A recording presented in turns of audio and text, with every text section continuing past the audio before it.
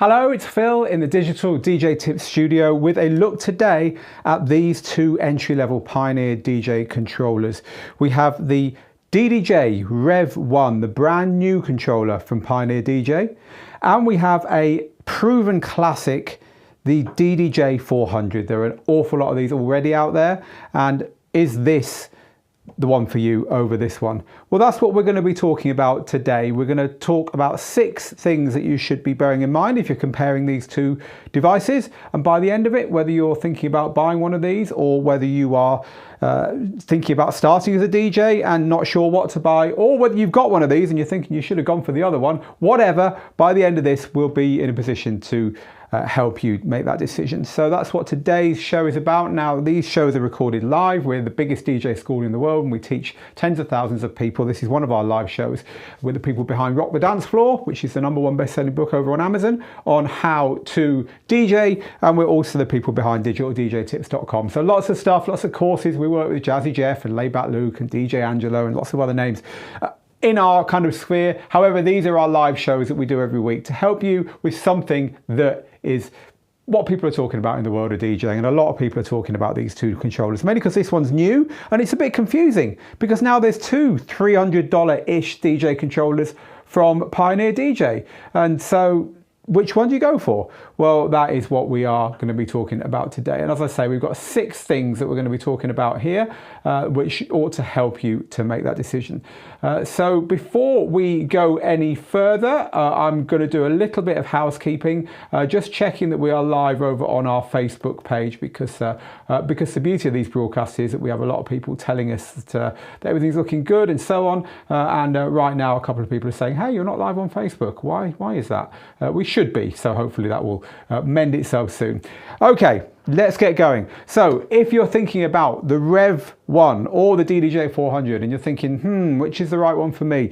The first thing, the very, very, very first thing that really ought to be on your mind is the software that these run with, because they don't work with the same software. And so this one here, the DDJ-REV1, works with Serato. The DDJ-400 works with Rekordbox. It's written on the controllers themselves. And this is an issue because they don't work with each other. So if you want to use the Serato controller, you need the Serato software and vice versa. So this is an important thing to bear in mind because the software is much more important than the hardware. Because in 5 years' time, you might not be using the same piece of hardware, but swapping software is a pain. And so it always pays when you're setting out as a DJ to choose your software first and worry about your controllers or your hardware later. Your software is for life, right? And so it is really worth putting that effort in now. Now, I can't tell you now which software is better. Rekordbox tends to be for club DJs. Serato tends to be for hip hop, scratch, party, turntable, open format DJs. But it's not as simple as that. They're both very good platforms. They're both neck and neck. They're both the 2 most popular software platforms. But that's the decision you want to make early on, because that's possibly the only decision you need to make when you're choosing between these two. So Serato and Rekordbox. And the platforms look pretty similar. This is Rekordbox. Serato is this. So, we seem to have lost our connection to, there we go. So there is Serato. And there is Rekordbox. So they're pretty similar looking platforms, really, truth be told.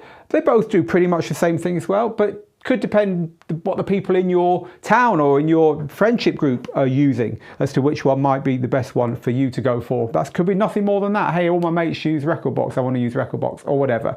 Do bear that in mind, because that should be your #1 decision when it comes to picking one of these. Okay. If software is our #1 point, what is the second point that we should be thinking about when choosing between the DDJ-400 and the REV1? Well, it's the decks. Because there's 2 decks, these are both 2-deck controllers, there's 2 decks on each of these, but the decks are very different. This deck here is laid out with your play pause control down here, and your pitch control at the top here, and some looping controls kind of shoved in here, and a few of these controls pushing in. This deck here on the DDJ-400, the pitch control's down here. It's not up here, it's down here. and you've got some pads down here. There's no pads on this deck, and you've got some controls at the top here as well for looping and for memory cues. Now, this layout here will be quite familiar to club DJs, whereas this layout here might be familiar to scratch DJs, and there's a reason for that. Because if you imagine a turntable turned 90 degrees, well, it's going to look like this layout here.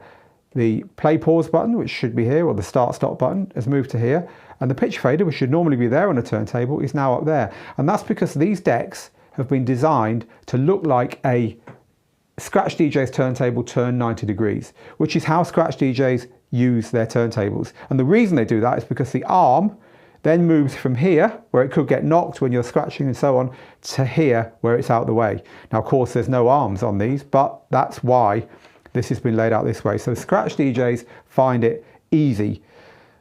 Now, this one's different. This is based upon what club DJ gear looks like. We've actually got some club DJ gear set up over in another part of the studio. Here we go. This is a DDJ, a CDJ setup, a Pro CDJ setup. And if I come over to this and just plonk down our DDJ-400, then you'll see that the decks are very similar in the same place for the pitch control, where it is in relation to the jog wheel. The play and pause are in the same place. And at the top here, we've got our loop controls and our memory cue, this is called. We've got our loop controls and our memory cue. Yes, this one's a lot bigger, but the layout is very similar. And so that is something that if you are thinking one day you want to DJ in a club, this might be the better one for you, the DDJ-400, for the main reason that it's laid out in the same way that club gear is laid out. And that means that there's not going to be so much of a jump when you move up and you're like, oh, where's my play pause gone? Where's my memory cues and so on? When you move up to using this kind of equipment in a club. So the DDJ-400 is based on a club layout, whereas the REV1 is based on a layout from turntables turned around. So the decks are different. Now, it's not only the decks that are different, it's also the mixer area that's different as well. Because on the DDJ-REV1, the mixer, tiny though it is in the middle, is based upon a scratch DJ's mixer. You've got a very clean area down here with very little going on, so that you've got room to do your scratching and your crossfader clicks and so on. Then up here are pads to control the software. This is where pads tend to be on scratch mixers, because scratch mixers are designed to work with generally Serato software, which is the platform of choice for scratch DJs. So this has been laid out to be like that. And then you've got your effects with paddles, so that they can be turned on and off like this momentarily and locked on. Again, this is borrowed from a scratch mixer, but you've got a scratch mixer here. This is a Pioneer DJM S7 scratch mixer, and look how similar it is. We've got our pads across the top, just like the pads are across the top here. We've got our very clean area down here. We have our paddles for controlling the effects. And we've got this rather strange layout with the controls in a 3 and a 2, which you also have here, in a 3 and a 2 on each side. So very similar layout-wise to a scratch mixer. Conversely, on this one, if we head back over there to the club setup, you'll see that the mixer section is set up in the same way as a club mixer section. So this is the club mixer, of course. It's a 4-channel mixer, but we've got our mixer section down here, mixer section down here. Our headphones volume and levels and stuff are here, they're here. And then down here, there's a strip with our effects controls on it. This is a club mixer. Down here, there's a strip with our effects controls on it. Yes, it's a lot bigger on the club system than it is on the controller, but it's laid out in the same way. And the reason for that is, again, so this is getting you ready for using club style gear. So that's our third point. The mixer is different on both of these. One of them is laid out like a scratch mixer, turntablist mixer, and one of them is laid out like a club mixer. So you've got 3 big things here: different software, different deck layout, different mixer layout. Let's look at the fourth one, the size of the jog wheels. The jog wheels are quite appreciably bigger on this one, seeing they're all more or less the same size. This one's a little bit wider. The REV7 has got much bigger jog wheels, and the reason for that is that they have, firstly, it's a little bit wider, but secondly, look, there's none of the pads. The pads have moved to here. So on this one, the pads have had to be squeezed in and stuff, which makes the jog wheels smaller. Here, they can be bigger. Now, whether that matters to you is another thing. For me, I really don't care. I can play on any size of jog wheel. Some people would prefer the bigger jogs for scratching, or they just like the idea of having a bigger jog wheel.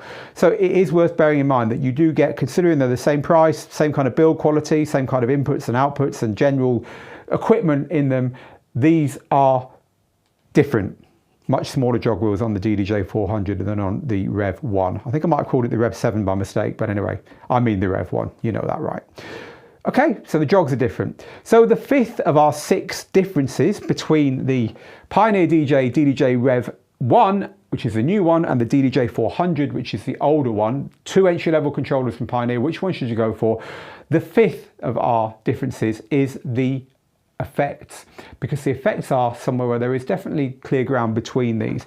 On the DDJ-REV1, you get the paddles. We've talked about this. It's the way you control the effects, but you have 2 effects engines, left and right. So they have a filter on each channel. Both of them have a filter on each channel, which is a good one to have. But this has an effect on the left and an effect on the right, which you can do the usual things with. The effect level is for both effects together, but you get 2 effects. So you could have a flanger on here and an echo on here or whatever. On this one here, the DDJ-400, you have 1 effects engine down here. You can set it to either left or right or both, but you can't have more than 1 effect going at one time. Apart from that, the effects have got the same control on them.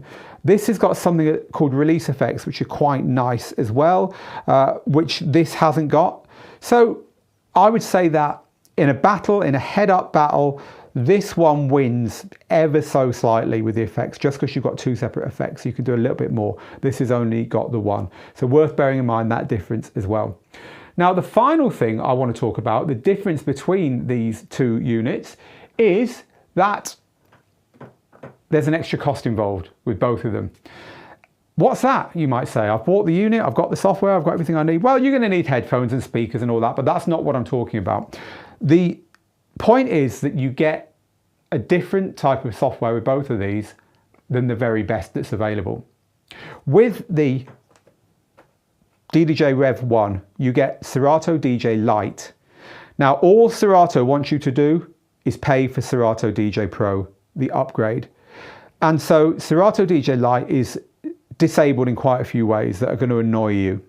You are going to want to upgrade that software. And that upgrade will cost you $99 unless you are buying it in a sale, which do happen, Black Friday and so on. There are sales sometimes, but the software will need to be bought at some point, which will add $99 if you buy it when you want it, as opposed to waiting for a sale onto the purchase price. The DDJ-400 is a bit different. It unlocks rekordbox Core. rekordbox Core is actually pretty good software. It's got quite a lot of the features that you need in it. And honestly, most DJs will be happy sticking with rekordbox Core today. But I think over time, Pioneer DJ is trying to add all the new features only to rekordbox Pro, which is the step up.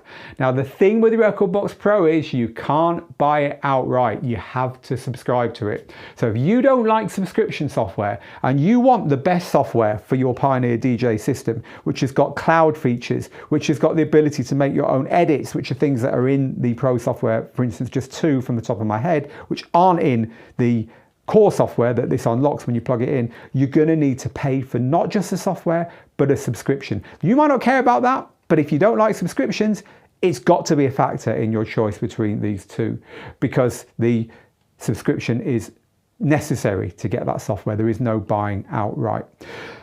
So there's the main differences between them. They're both really good entry-level DJ controllers, but which one's right for you? Well, we've looked at the software, one's for Serato, one's for rekordbox. We've looked at the fact that the decks and mixer on the DDJ-400 are club style, on the REV1 are scratch turntable style. We've looked at the fact the jog wheels are bigger on the REV1. We've looked at the fact the effects are slightly better on the REV1, but they're both going to cost you more, but one will cost you more in a subscription angle and one will cost you more in an outright angle. but you might actually get away longer not upgrading with the DDJ-400 and Rekordbox than with Serato, which you are going to want to upgrade for sure. It really comes down to the software, like I said at the beginning, and also the kind of DJ you are. If you want to play in clubs, if you want something that's going to stick with you from your first touch of the turntable all the way through to playing in clubs, then the DDJ-400 is probably right for you, because you'll still be using Rekordbox to prepare your music when you're exporting it to USB drive to play it on a club setup like this one we've got over in the other corner of the studio here. Same software, same setup, just using bigger equipment.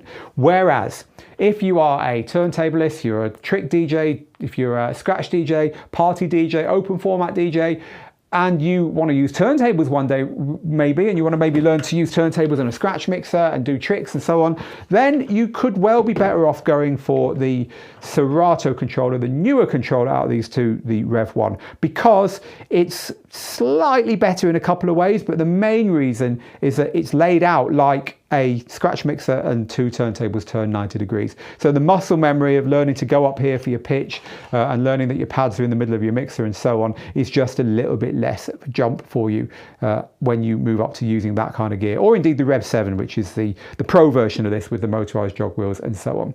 So any questions on this, please do ask them underneath in the comments and we will answer them. My team and I will answer them. If you're new to what we do here, this is the point where we go over to the community and we chat DJing, or more specifically, we chat beginner controllers and these two for a few minutes to end off with. So do stick with us, even if you're watching the recording of this and you're not watching the live, because you can still ask questions underneath, and you might get some questions asked and answered in the Q&A that we're about to do now that maybe I forgot to cover here, or that just have occurred to our audience and have occurred to you that we just haven't thought of. So we will we'll do that now. Let's go and move to the community. But if you don't want to do any of that, you've got what you want. Thank you for joining us. Do come and join Digital DJ Tips. You get a free copy of the book. We're the world's leading DJ school. We'd love to have you as our latest member. Just go to digitaldjtips.com/join. Sign up. It's free. You can leave at any time. We'll give you a copy of Rock the Dance Floor just as a thank you for joining. Can't say fairer than that. Thanks for being with us. Right, community time. Hello everyone. How are we today? We're not live on Facebook today. No idea why. Restream has let us down. We'll go and delete our Restream keys and put them in again afresh, and hopefully next time we'll be live on Facebook. By the way, on Thursday, we're hoping to have James Hype with us on our Thursday Q&A live, because we're launching a James Hype course. His production course has finally arrived.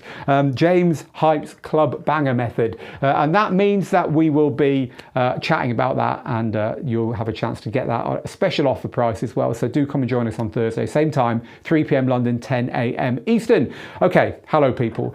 So apparently Cannibal says we are not on Facebook. Yeah, thanks for that. We know we're not on Facebook, Cannibal. Don't know what happened there. Lots of you asking questions which are not about this. Come back on a week on Thursday, actually, because this Thursday is going to be all about James, and we will answer those there. Or if you're a student, come to Student Hub, of course, your student group, and ask them there. But thank you for asking the questions anyway. John, hello to David in Miami, says great contact. We were talking about Miami, because of course Miami Music Week's just, I think it's just finished. It's on at the moment, or just finishing, and James Hype's there. We were just talking about that today. Hello, David. Hi, Paul and Andrew. And hello to Reggae120. Hello to David, who says hi to Phil and the gang, and to Jermaine. Lots of our regulars here today. Our YouTube regulars anyway. So Andrew makes a very good point. Andrew says if you're a virtual DJ user, you can use either of these. And that's very, very true. Virtual DJ is the joint third platform out there. Virtual DJ and Traktor, about 10% of DJs are using Virtual DJ or Traktor, and about 30%, 35% are using Serato and Rekordbox, but according to our census. However, if you're a virtual DJ user, you just plug it in and it will work with virtual DJ. That is very true. Thank you for raising that, Andrew. Cannibal says Rekordbox is good. Yes, you know, as I said, software is the important thing here. Jeff Hez says DDJ-400 is better, but unless you kind of share why, then you're not going to add too much to the conversation. But thank you anyway for joining in there. Lots of you actually saying if you choose virtual DJ, you're free to go with whatever hardware you want. Indeed, you you are. Hello to TechnoBeat over there in the Philippines. Always good to have you with us. Lots of you just saying your favorite controllers, which is cool, but today we're comparing these two. We talked about Serato controllers last week, so go watch the replay of last week's. So this then from Foxtopia, who's saying, please will you compare the DDJ-800 versus the DJ-505? Maybe we will one day. You know, the trouble with these things is that there's so many comparisons that we have to pick the really big ones.